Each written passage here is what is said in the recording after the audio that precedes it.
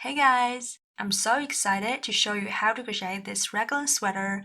It's worked in a top-down manner, making it very easy to adjust it to your own size. This is the yarn I'm going to be using. This is Lion brand Heartland. It's 100% acrylic and it calls for a 6mm crochet hook.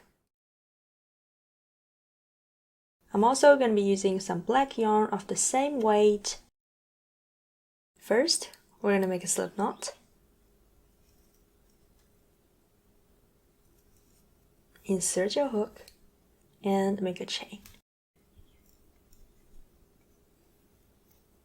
So we're going to yarn over and pull it through the loop on the hook. Chain 1, yarn over again, 2, 3, 4. So continue chaining like this. You're going to make a chain of 64 and make sure when you join it in the round like this chain can go through your head. Okay, so once you have a chain of 64, you're going to join it in the round, but you're going to make sure your chain doesn't twist like this. Not like this. Make sure it doesn't twist and join it in the round. So like that. Okay, I'm going to insert my hook in the very first chain right here.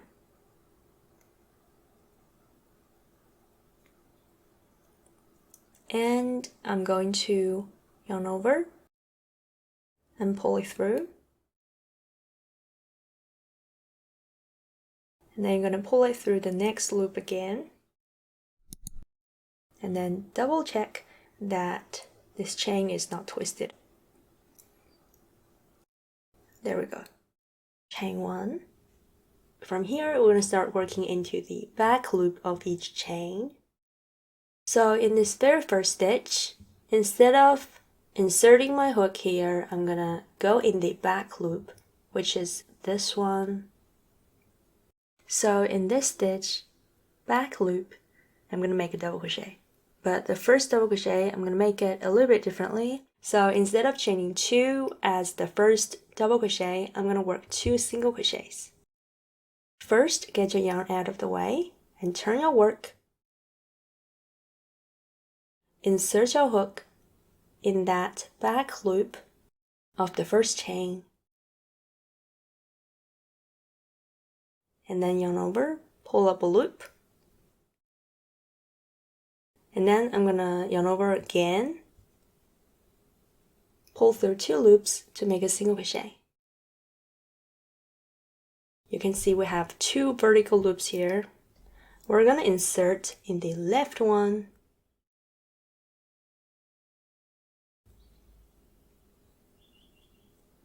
And then yarn over, pull it through the first loop.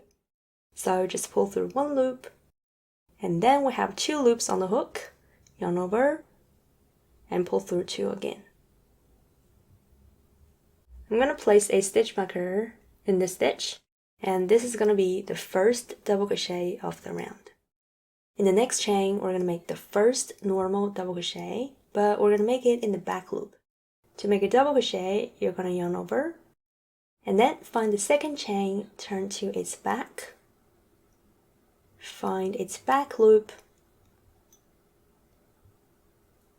this one, insert your hook, yarn over, pull up a loop, and then you're going to yarn over, pull through 2 loops, then yarn over again, pull through 2. And that is a double crochet. So from the next chain, we're just going to do the same. We're going to work this double crochet in the back loop of each chain. Yarn over, insert your hook in the back loop,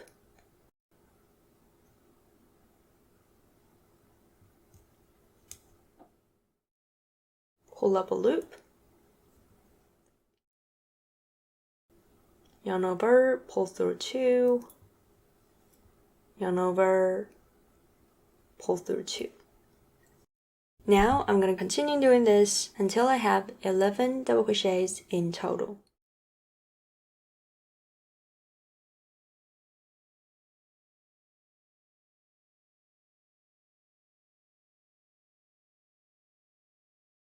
So after 11 double crochets, in the next stitch, I'm going to work 3 double crochets.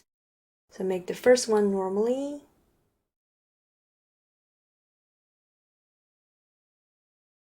and then make 2 more in the very same space. 1, in the same space, 2. So together I have 3 double crochets.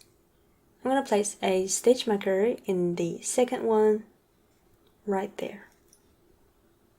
So after that, I'm going to make 8 double crochets from the very next stitch. So that means 1 double crochet in each of the next 8 stitches.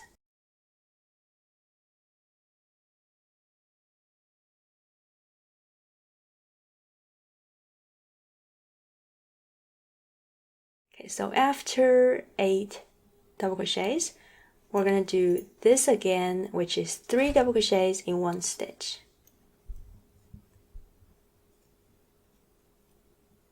So in the next stitch, back loop, make 3 double crochets in it.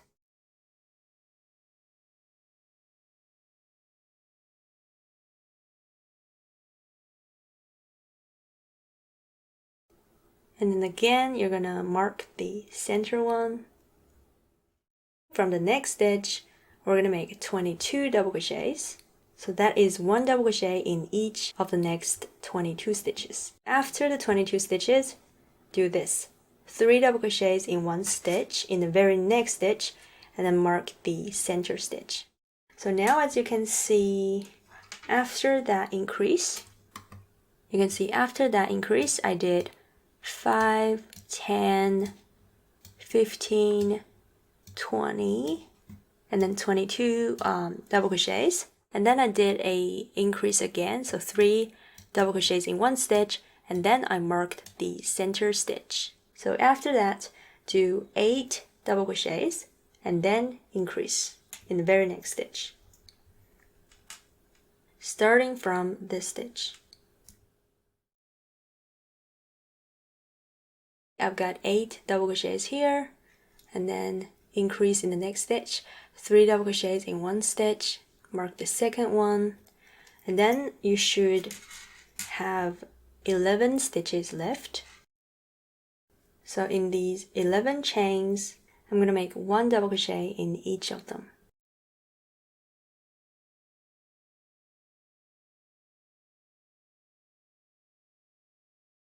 One, 2, 3, 4, 5, 6, 7, 8, 9. Then I have 2 back loops left. That one is not the last stitch. That is the slip stitch we made at the beginning. So I'm going to work 2 more double crochets.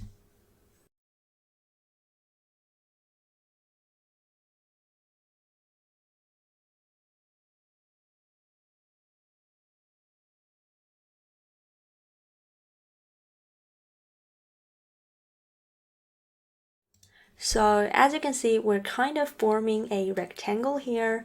That is actually going to be the back side of the sweater, and that's the front. And these are the 2 sleeves. And you can double check your stitch number. We first did 11 stitches here. And then we did a 3 stitch increase here. And then here we did 8 stitches. And then 3 stitch increase again. For the front, we did 22 stitches. And that's 3 stitch increase again. That side is 8 stitches. That's 3. And then we did 11 stitches at the very end. So now if you add them all together, you should have 64 stitches. You can double check that. So once you have the correct stitch number, you're going to join to the very first stitch, which is marked with a slip stitch. insert your hook in the first stitch in the top 2 loops, yarn over, pull up a loop, and then pull through the next loop to make a slip stitch. So that is round 1. Before I start round 2, I'm going to mark the very last stitch, so at the end of round 2 we will know where to stop. From round 2, for a little while we're going to repeat the same pattern, chain 1 first to secure the stitch, and then in the very same stitch we just slip stitched in, insert my hook in both loops, pull up a loop, yarn over, pull through 2, 1 single crochet, and then in the left vertical loop, this one, insert your hook again, pull up a loop, pull through 1, yarn over, pull through 2 again, and that is the very first stitch. Okay, the repeat pattern is very easy. You're going to work 1 double crochet in each stitch in both loops, and in the marked stitch you're going to increase by working 3 double crochets.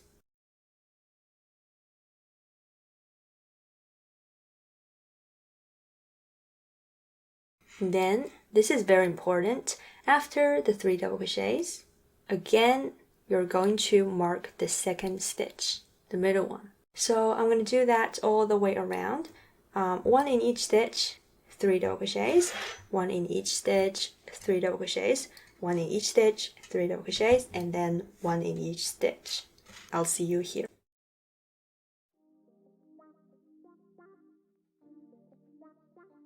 In case you guys haven't noticed, there's something new in my setup that I've been really excited about.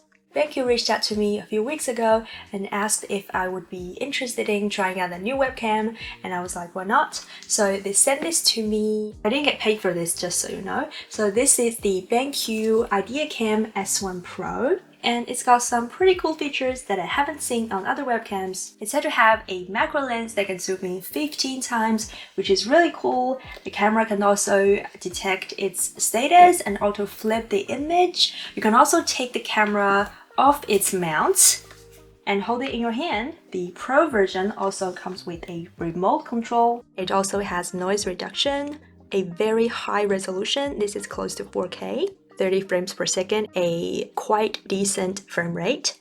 Opening the package, these are what's in the box. There you have your camera there, and this side is the remote controller. It's actually heavier than expected, so it's of good quality. This thing spins really smoothly, and then you have the control buttons here. They click very nicely. This is freeze. You can freeze your frame. That's mute, that's refocus, and that's from autofocus to manual focus. That is capture. So that's how you take a picture. You put your batteries here, and then the cover is magnetically attached. You got your USB receiver here. So you just plug this into your computer, and that's the camera mount. Oh, it's heavy.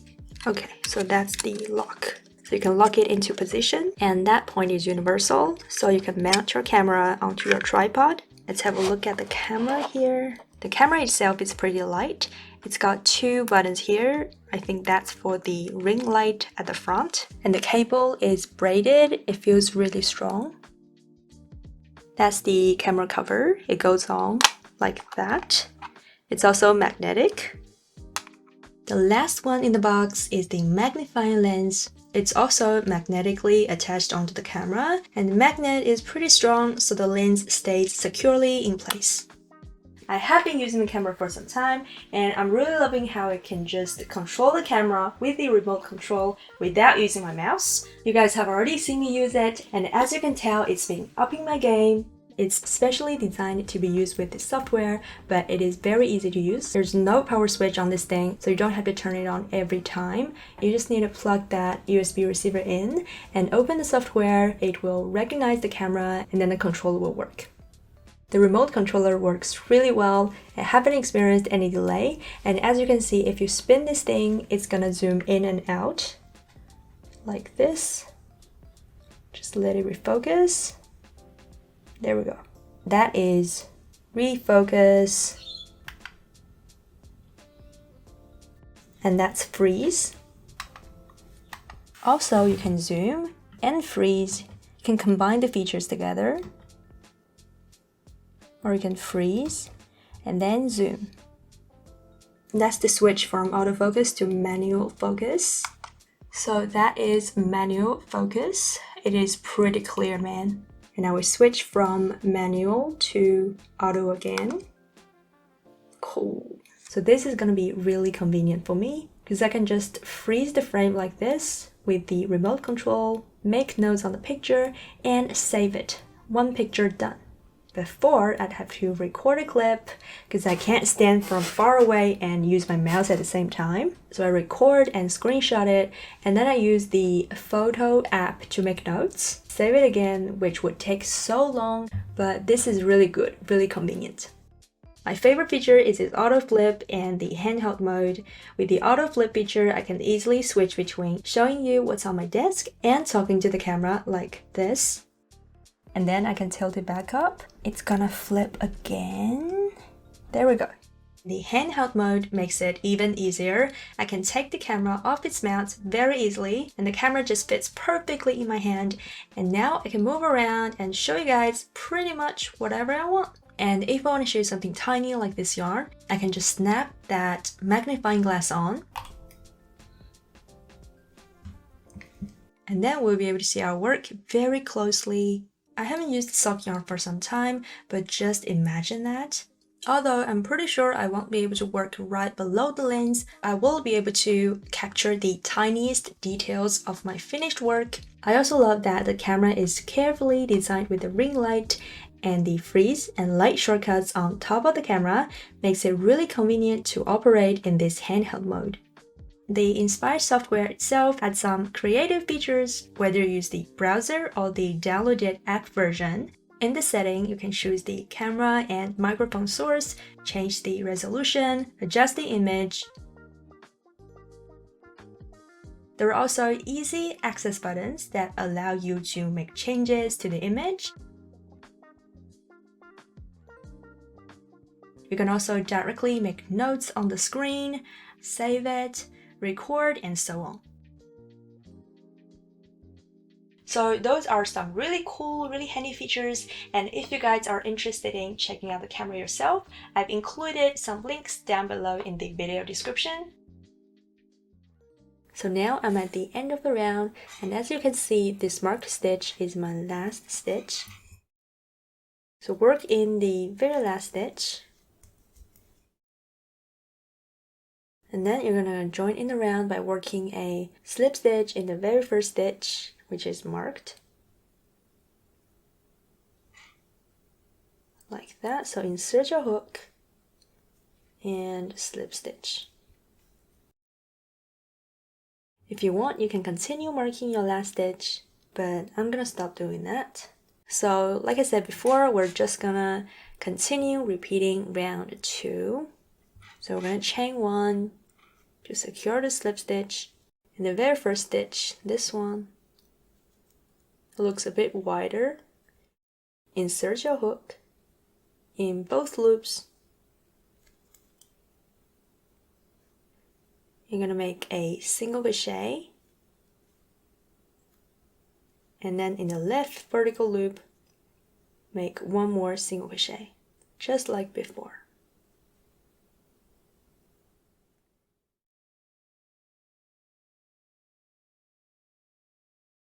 You can also continue marking the first stitch. And then just like round 2, I'm gonna work 1 double crochet in each stitch at the 4 increase spots which are marked. You're going to do the same thing. You're going to remove the stitch marker and work 3 double crochets in that stitch, and then place the stitch marker in the second stitch, which is the center stitch. And you have 4 of them, and at the end of the round, you're going to work your stitches all the way to the very last stitch, which is this one, and then you're going to slip stitch in the first stitch to join in the round, and then repeat that round again. So just continue working your rounds. I have 12 rounds here. When I fold it like this, from this corner to here, It's about 8.5 inches, which is about 22 centimeters. So this is the front.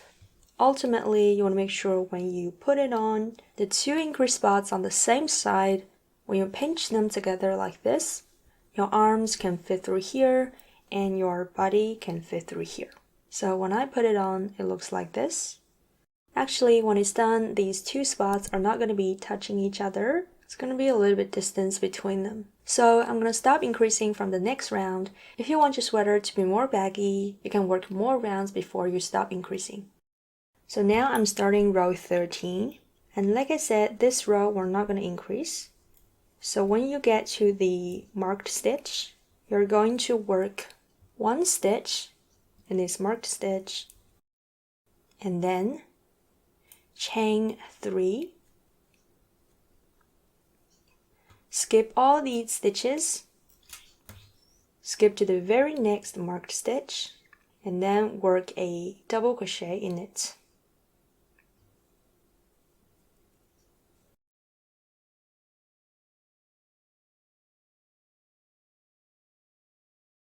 And then move on to the next stitch, work one double crochet in each stitch until you get to the very next stitch marker. And then when you get to the next marked stitch, you're going to do the same thing, one double crochet in the marked stitch, and then chain 3, go to the last marked stitch, directly work a double crochet,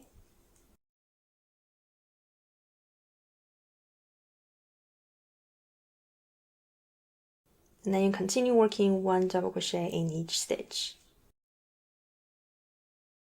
I'm going to go ahead and finish this round, begin the next round, and I'll see you here. So when you get to the chains, you're going to insert in the top 2 loops of the stitch. And then go ahead and make your double crochet.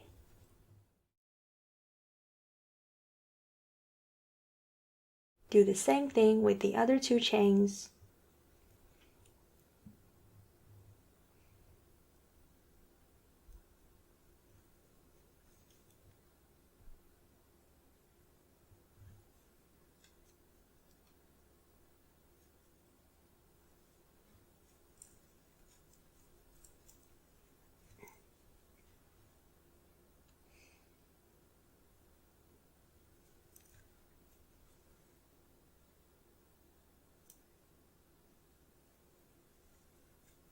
So from here, you're just going to work round and round without any increase. So just one double crochet in each stitch. So I'm at the end of this round. The next round, I want to make it in black. The color change happens at the last stitch. So you're going to yarn over, insert your hook, pull up a loop, yarn over, pull through 2. When you have 2 loops left on your hook, grab the other color,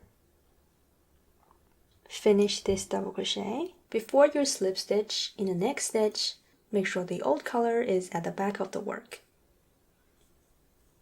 And here you can tie these 2 yarns together.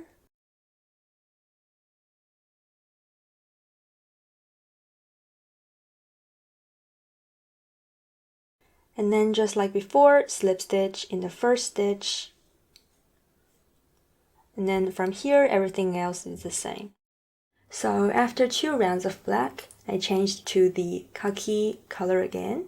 I didn't cut the yarns because I don't like to weave in ends, so I kind of just left them at the back like this. I also made sure to leave some slack here so the rows won't be pulled together. If you don't think it's secure, you can cut the yarns and tie them together.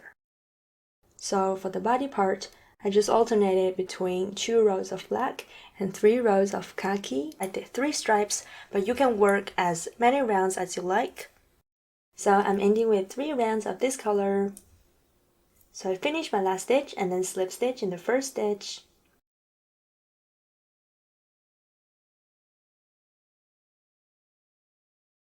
And then I'm going to make the ribbing at the bottom. I'll show you how to make the sleeves first because the cuffs, bottom ribbing, and the neckline are made using the same method. So I'll just explain them all together near the end. To make the sleeve, we're going to begin from the bottom of the armhole and find that middle chain that you did before. So that's a double crochet, that's chain 1, 2, 3, and that's the next double crochet. So that's the middle chain. I'm going to mark it. I'm going to make a slip knot. Insert my hook in this one loop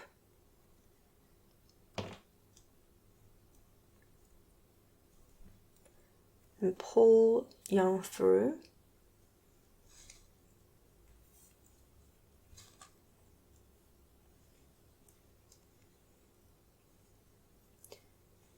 Chain 1.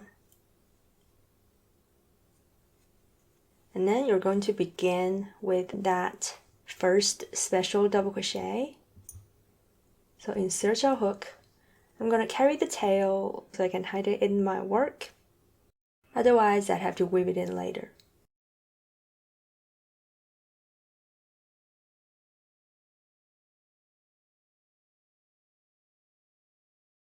So that's the center chain. I have one more chain here. I'm going to work a double crochet in it. You're going to turn your work a little bit, and then we get to the edge of this double crochet row here. We're going to work 2 double crochets along the edge. So insert your hook in 2 loops if you can. Make a double crochet. And then one more, again in 2 loops.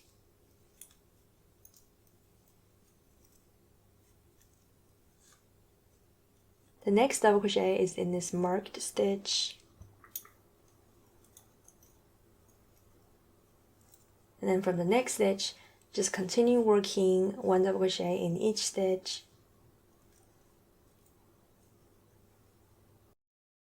So my next stitch is marked. This one. This is the middle double crochet of that 3-stitch increase. So in this one, I'm going to make 1 double crochet.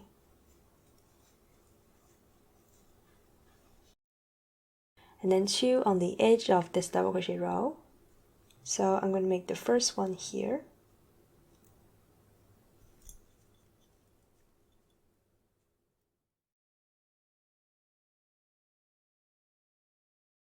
And then we're supposed to have 1 here, 1 here. That's the last stitch. But if I do that, there would be a hole between the 2 stitches. So here I'm going to do something a little bit different.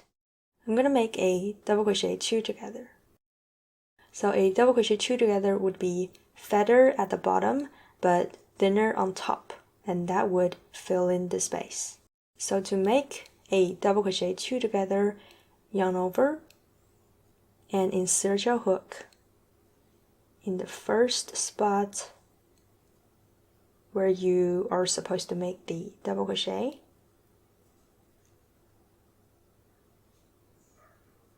And then pull up a loop, yarn over, pull through 2.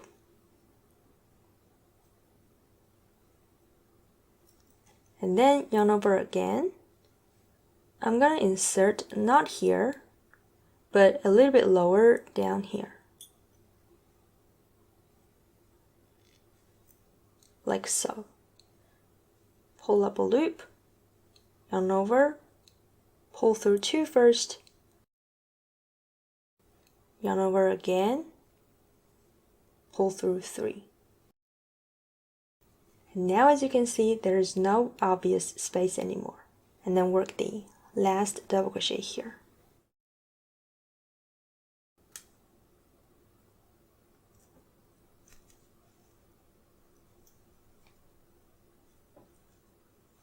Slip stitch in the first stitch. For the sleeves, I want to make them striped as well, and you can actually see where we should change color next. So this row matches this one, and that's that. So we need one more row here before we change to black. And the color pattern is the same. 2 rows of black, 3 rows of khaki, and then just repeat.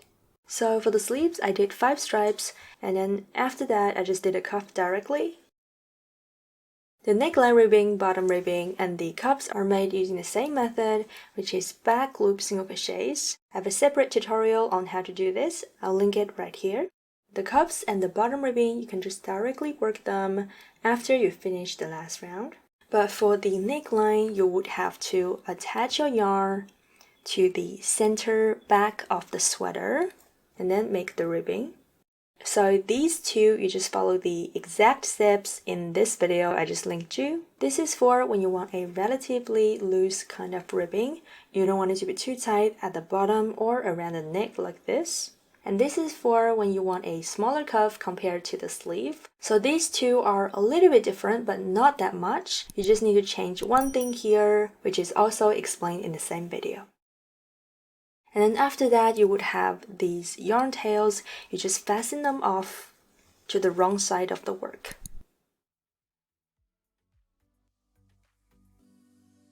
Under the arm, it's already done. You don't have to do anything anymore.